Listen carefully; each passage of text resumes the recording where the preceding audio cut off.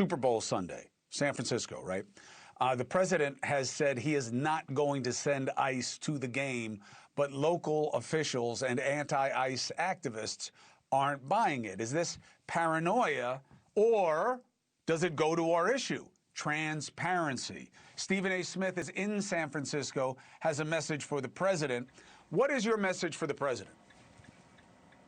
It's Super Bowl Sunday. There's a lot not to celebrate about this country, the state of affairs, the chaos, the mayhem that has been taking place, just too much noise, too much stuff going on in the streets of America, obviously in light of ICE and its behavior, 2 individuals being killed in Minnesota, in Minneapolis, etc. It's Super Bowl Sunday. Sports is a gorgeous mosaic. It's usually seen as an opportunity to bring people together.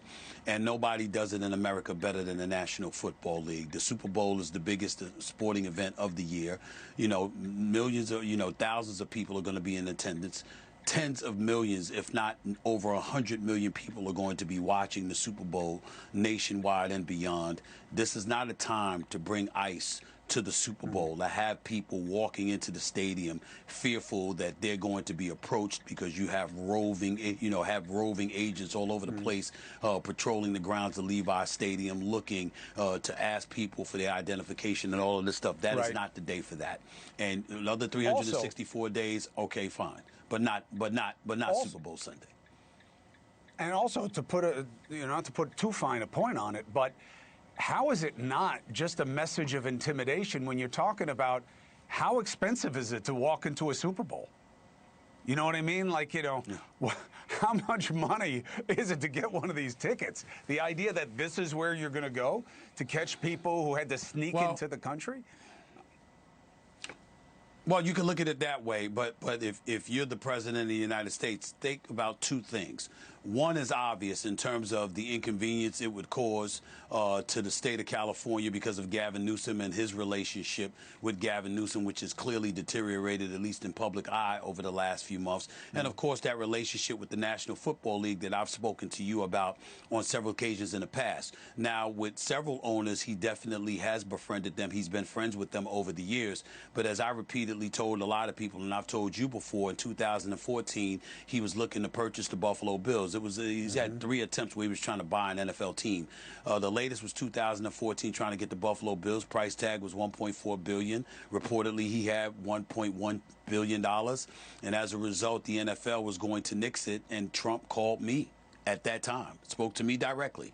And he said, if them MF-ers get in my way, I'm going to get them all back. I'm going to run for president. I am quoting. That is what he did.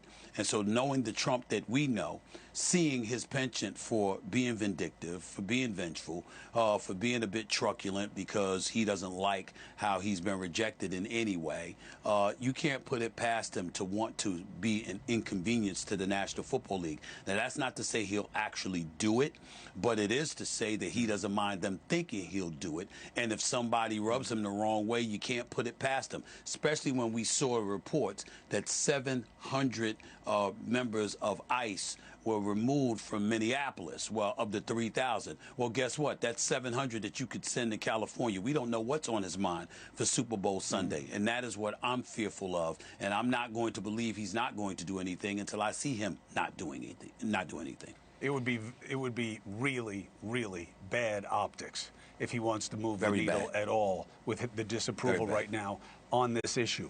Thank you for watching. Subscribe below and download our NewsNation app right now on your phone, and you will get fact-based, unbiased news for all Americans.